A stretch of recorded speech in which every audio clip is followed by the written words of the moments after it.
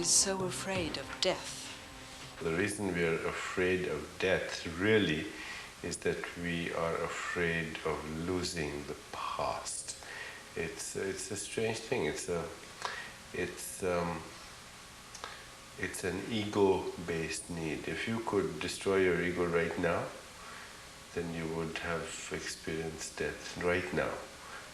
You wouldn't be afraid of death anymore. Because death is what? Death is the loss of personality. And we are losing our personality in many ways all the time. And you don't have the same personality today that you had 20 years ago. I hope. We're all growing. It's part of the evolutionary process. But it happens so slowly that we don't recognize that you're not the same person today as you were yesterday, as you were the day before. If you could die to every moment in the past, you would never fear death. Because then you're already dying to the past. And how do we learn to do that, do you think? You do that by going beyond the ego and experiencing the spirit as your internal reference point. The ego is the social mask. It's the protective veneer behind which we hide. It's the role we are playing. I'm playing the role of this doctor who wrote this book, who's being interviewed by this person, who's playing the role of this television production team. Is that who you are? Or is this who I am? The role becomes our internal reference point. And of course, when death occurs, then the role is finished. Act 5, curtain 5, scene 5, and Hamlet is no longer there. It's also an evolutionary process as part of our spiritual growth, to have an alert witnessing of the roles you're playing. So if you have an alert witnessing, see, after I finish this role, this few minutes, I'm going to then call my son in New York City, and I'll suddenly switch to the role of father. Then I'll call my father in New Delhi, and I'll suddenly switch to the role of son. I might, call my patients in California, I'll switch to the role of a doctor. And as long as I have an alert witnessing of these roles I'm playing, and I have that simultaneity of the role and the real me, then you can't fear death, because then you are not going to suffer the loss of another role. That's all it is. It's the experiential internal reference point of the spirit. What's the ego? The ego being a social mask, the protective veneer behind which you hide. And what is time? Time is the continuity of memory which uses the ego as an internal reference point. If you break the barrier of the ego and make your internal reference point your spirit, the spirit being eternal, it is eternal, you automatically break the barrier of time. And then you experience mortality as quantified immortality.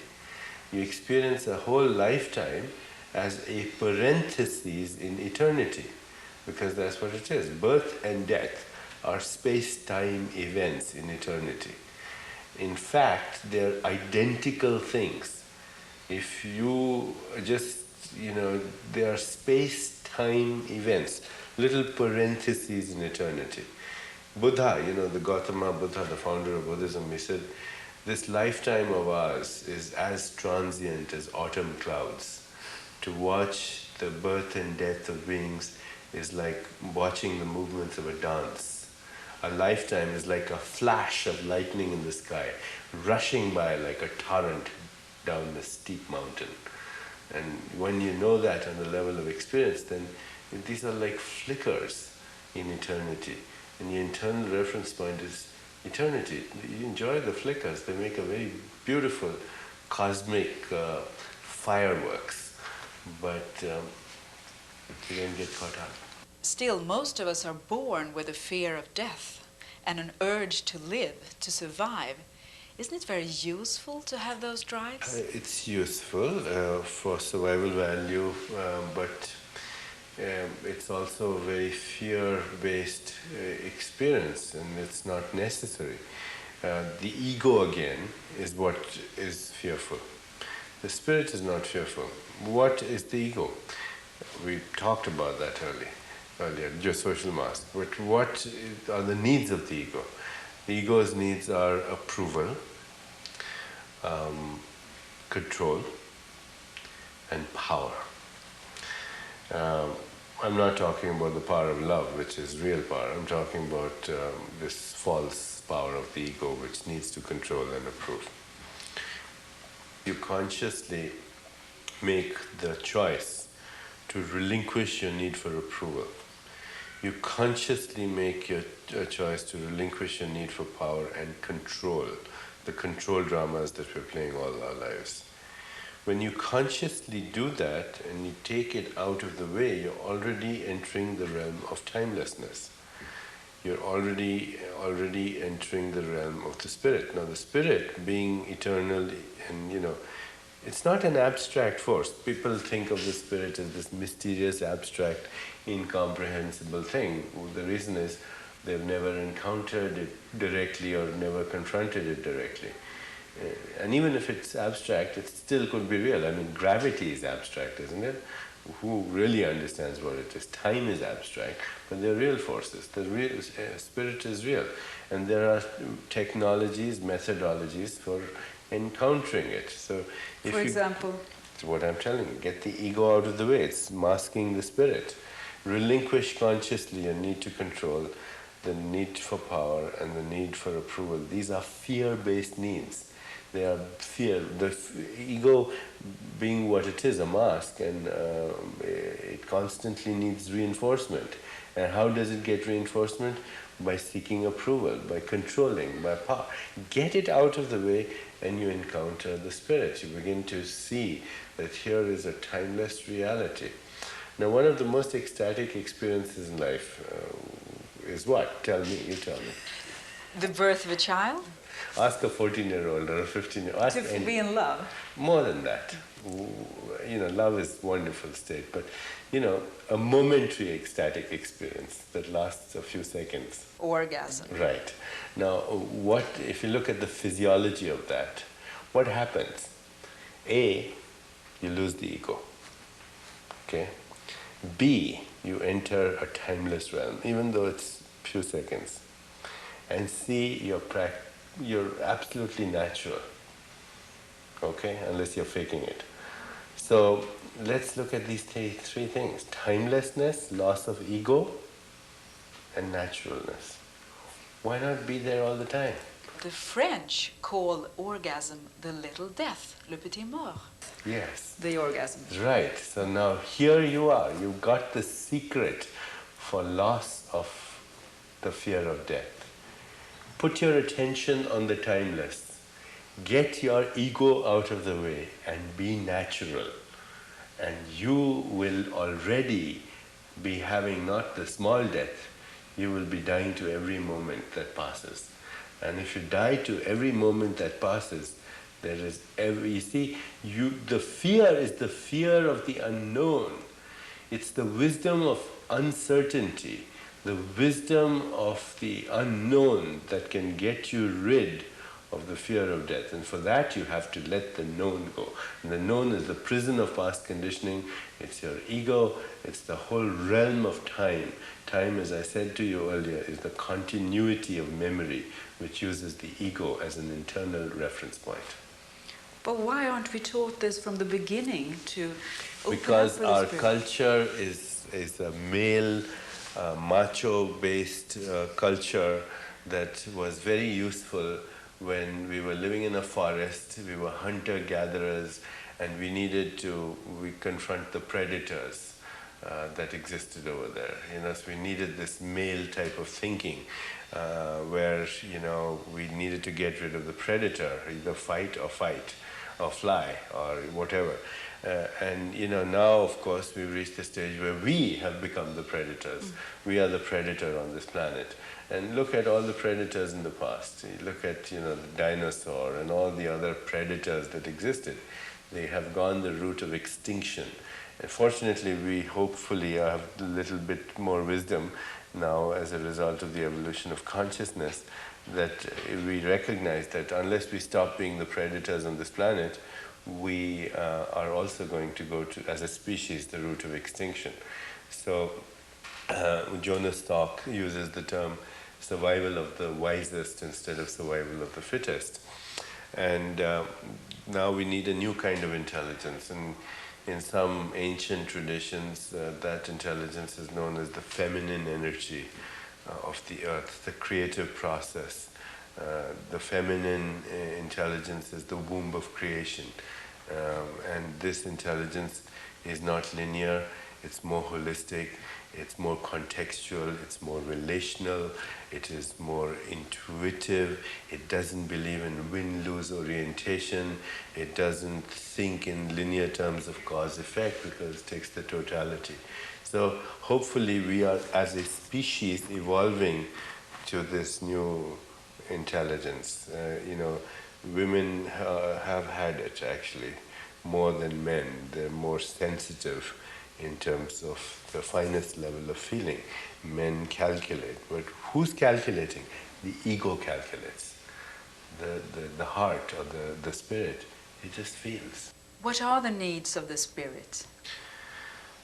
Freedom, infinite flexibility. I wouldn't say these are needs, these are characters of this, the spirit. It's free, it's infinitely flexible, it's adaptable, it is wise, it is intuitive, it is contextual, it is relational, it is joyful, and it's not serious. See, the only hallmark of the ego, if there's one hallmark of the ego, and that is the mortality in disguise. The ego is mortality. It's the symbol of mortality.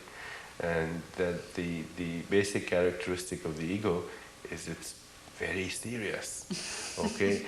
And if you're serious, then you can say that you're going to live in fear. The ego that lives in fear and takes itself seriously, because it's a mask, it has to reinforce itself. It has the need for power, as I said, and therefore it has to be serious. There's an old saying, it says if your ego is your internal reference point, that will make it necessary for you to remain offended for the rest of your life. So the only sign of a person who has broken the barrier of mortality is that they have laughter inside them, they have joy inside them. Laughter is the quiet reconciliation inside you of the cosmic paradox. The cosmic paradox means that everything that exists by virtue of contrast. Everything that is in the world of experience is by contrast. Color is by contrast, temperature is by contrast, birth and death are by contrast. Birth and death are meaningful opposites in the continuum of existence. And birth and death, therefore, are in fact what make life a meaningful event. If to be born means to die. To die means to be born. Okay? Now when you understand that, deep inside, you find out that there is another realm of reality, which is not the experience, it's the experiencer. So there is a non-changing factor here. The non-changing factor is the experiencer that's timeless in the experience that's time-bound. And do you manage to focus on the experiencer all the time? I'm slowly moving in that direction. Is meditation an important way of getting there? Yes, meditation is a very important way of getting there. It's probably the most important way of getting there. But, you ask a person in any experience of unity or experience of what Abraham Maslow called peak experience. The characteristic of a peak experience, or the unity experience, which meditation also seeks and more reliably than anything else offers, is that the observer and the observed become one. You say the beauty of the mountain was breathtaking, time stood still. Okay, now you're in timelessness, because time is the movement of consciousness that separates the observer from the observed. And in that moment, the observer and the observed, you and the mountain, have become one. It's actually the real meaning of love. Love is, most people think love is an emotion or a sentiment, etc. But no, in reality, love is the ultimate truth at the heart of creation. And the ultimate truth at the heart of creation is that you and the mountain are the same being in different disguises. And when you know that at the deepest level, then you and the mountain become one. The observer and the observed become one. That's called unity. The lover and the beloved become one. The seer and the scenery become one. The knower and the known become one. Whatever label, phraseology you want to know. Tagore, the great Indian poet, he said, when I feel beauty, I know it as truth. And he was asked, what is this truth? And he said, it's love. So I would say meditation is one way to get there. But if you seek yourself wherever you go, and you recognize that it's the same spirit that animates this and this and this. And if you can't see God in this, and if you can't see God in this, and you can't see God in this, you can't see God in a rainbow, and you can't see God in another human being, you're not going to find God anywhere else, because God is everywhere. And when you do that, and you put your attention on that, then you automatically get rid of the fear of death. People have said, go to God and you'll feel safe. But they confuse God with an old man with a white beard. This white male who's dead from a long time ago. You don't picture God at all in a human shape? No, I don't. I mean, sometimes I do, and it's a woman. Because creativity is more feminine quality. I believe more in goddess energy than God energy, and if one has to seek a symbol, then for me it would be in the expression of a woman. If you're going to seek a symbol, the womb of creation is feminine. We say womb, mother, matrix, mater, mata, time, music, meter, measurement. These are quantifying God. These are the way we quantify the experience of God.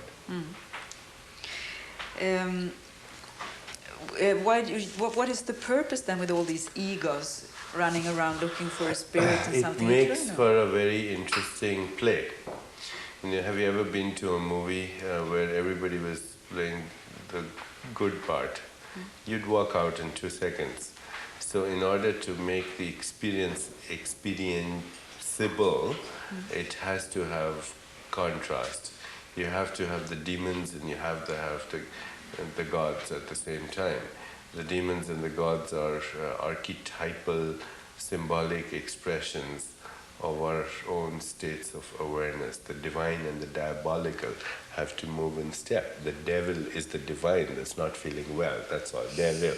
So when we reconcile to that experience, then you don't take it seriously. How should we open up then for the demonic side? We should embrace it. We should embrace it, and we should. I was having lunch with my friend Sven this afternoon, and I said, "What's your definition of purity?" He said, "When the inner and the outer match. That there's no need for pretense. When you're completely natural, then you're already pure. You embrace both sides. It's when you don't embrace both sides you get trouble. Dionysus, the Greek god, is the god of sensuality, but he is also the complete exaltation of the spirit at the same time. And because we have suppressed Dionysus, what do? We've lost the exaltation of the spirit, and we seek second-class substitutes, and we become an addictive society. Today, this society that we live in is the most addicted society ever. Everyone is, in my lectures sometimes I ask people, does anyone here have some problem with addiction? And it's not just alcohol or drugs or food, but relationship or sex or whatever. And everybody is addicted. This is a second-class substitute for the loss of Dionysus. Now, if we in our culture try to separate ourselves from death and shadows and Dionysus, is that same culture then the product of a fear that yearns to avoid these subjects? It's the culture that has been the macho, male, egocentric predator of the last several centuries. Yes, it is. Death is something that now happens in a hospital, in sterile environments. And I have met people who have actually never seen a dead body. It's also clinical. So is birth. It's in a hospital, in a sterile setting. These are moments of celebration. Both of them are moments of celebration. They're periods of transition. Birth is a period of transition from a lower evolutionary expression to a higher evolutionary expression, and death is again the same moment of transition. They're the same thing actually. To die means to be born. To be born means to die. Okay?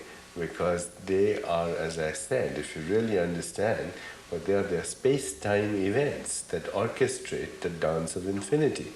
And if you regard these as celebratory moments, both of them, you should, when a birth takes place, instead of in the hospital, it should be to the tune of music. It should be heralded by a symphony of sounds, and so should death, because they're exactly the same thing.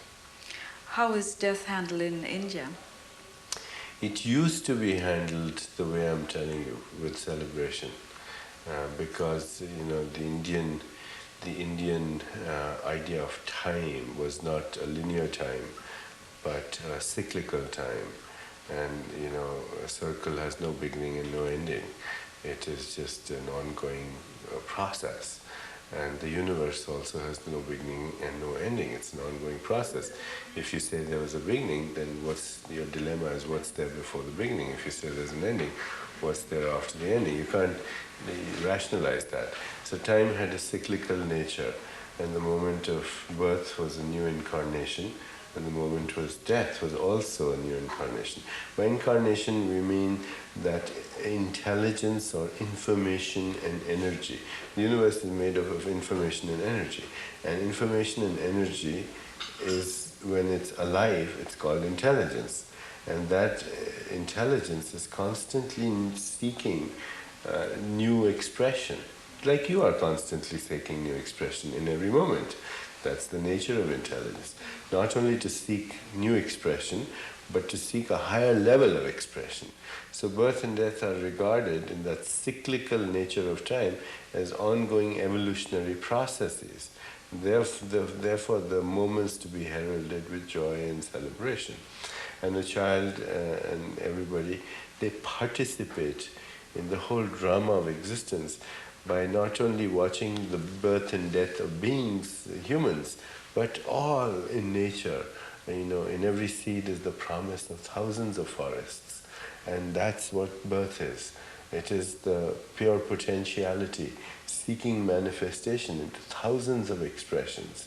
And then on and on and on. And when you see the whole of nature participating in that moment, and you see that birth and death are cycles in nature that are constantly expressing themselves in every form of existence, then you become so inextricably bound to that whole process that it's natural. It's nothing to be feared. Anything that's natural cannot be feared. When you make it clinical, then you introduce the whole concept of fear. But we have probably all experienced pain and loss when a beloved person dies. Yes, but that's not the same as suffering. Suffering is when you become attached to your pain, and then you're not feeling the loss of the other person. You're feeling sorry for yourself. It's self-importance. It's self-pity. It's ego. Okay, when you suffer the loss of someone else, you feel the pain. That's different. See, pain is again. If you didn't have pain, you'd never know the meaning of pleasure. It's like if you didn't have birth, you'd never know the meaning of death. If you didn't have light, you'd never know the meaning of darkness. So pain and pleasure go hand in hand. There's poles of opposite that make life a meaningful experience. Okay, so you need pain and you need to embrace it. When you don't embrace your pain, you lock it up inside you, then it becomes anger. Anger is nothing but remembered pain. What is anxiety and fear? It's anticipated pain. What is guilt? It's redirected pain. What's depression? It's the depletion of energy when you don't recognize all these things and you lock up the pain inside you and live in anger and fear and guilt. That depletion of energy that happens is depression. These are the sorrows of our society when you do not embrace your pain. You must embrace your pain, you must become intimate with it, you must release it, and then you must move on. If you don't, then you are inflicting suffering on yourself, which is nothing other than self-importance, self-pity. It's the ego playing its control drama, nothing else. There's an ancient saying, beware of those who weep with realization. Beware of those who weep with emotionality. They have realized nothing. For realization, you don't need emotionality, you need sobriety. Sobriety means the alert witnessing of what's happening, embracing it, both the pleasure and the pain, and moving on. Because the nature of life is to move on. As a doctor then, when you encounter a mourning widow, how do you concretely recommend that she handles her sorrow so as to not become attached to it? By actually nourishing the remembrance of the good times. With every person that you have lost, moments, that were ecstatic with them, moments of love and moments of unity and moments of togetherness. You nurture them and you harbor them in your memory and you relish at the joy and are grateful for that, for having shared that. It is the remembrance of having a shared reality that gets you over the sorrow of death. It's not trying to forget. It's focusing on the richness. Those moments of shared reality. The richness, but also the shared. If you're married for a long time, there are so many things you have done together that bond you. That the moments that you shared, the trials and the tribulations and the joys. When you remember them, then you have given up your little ego in a shared reality which is larger than both of you. And that is the only way to ultimately get over the pain. You embrace it and you will move on. If you're moving in an evolutionary direction, you will by doing that. You can avoid getting stuck in the memories and just witnessing them. Witnessing them, embracing them. You see, once you embrace it totally and completely, then you will release it also.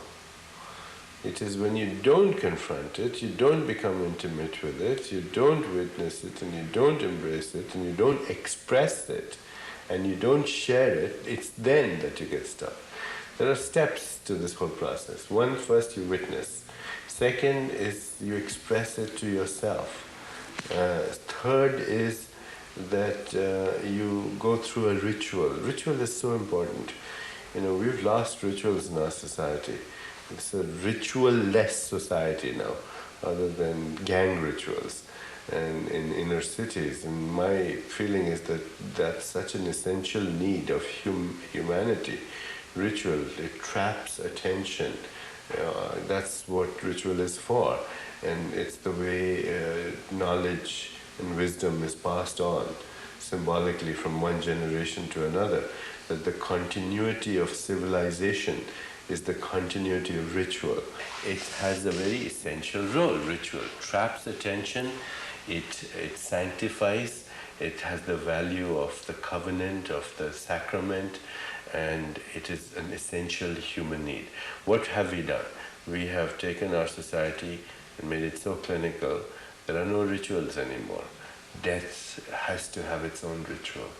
So you embrace the experience, you embrace the memory, you witness it, you express it to yourself, and then you release it through ritual.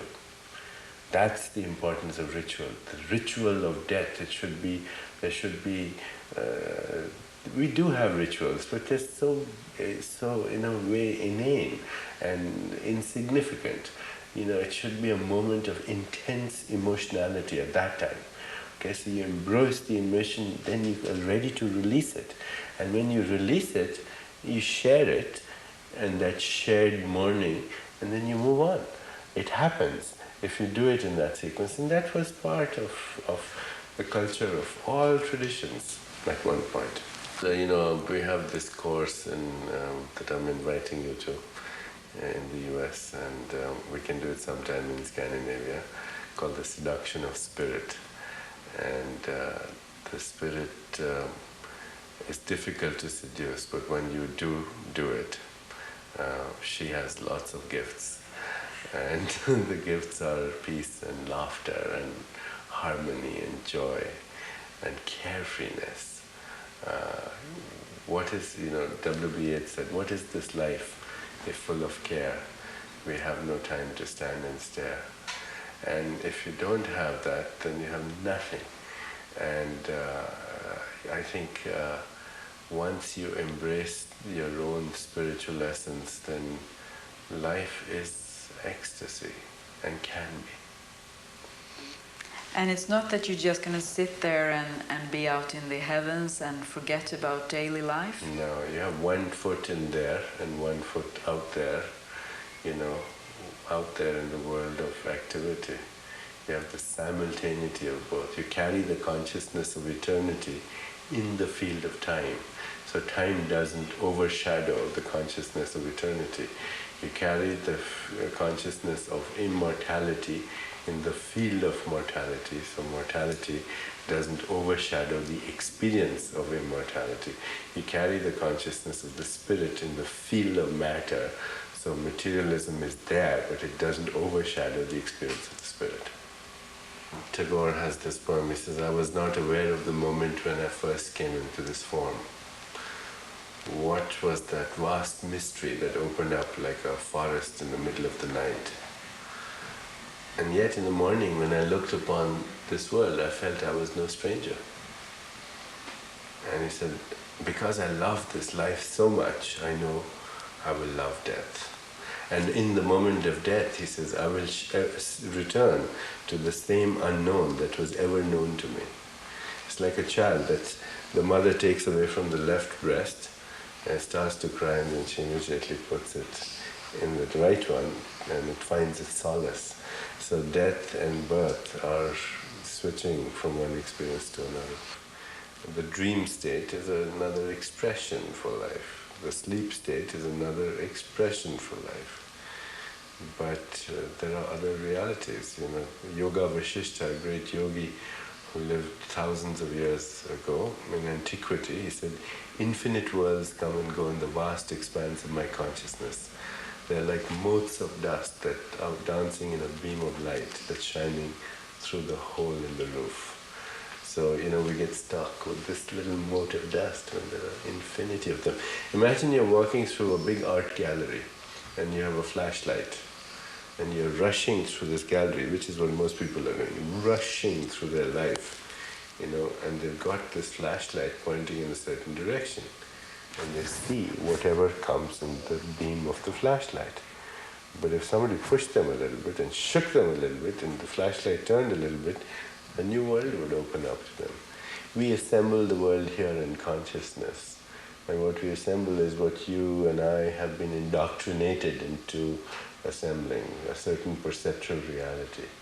Turn consciousness a little bit, widen the beam, and new realities open up. Thank you, Dr. Chopra.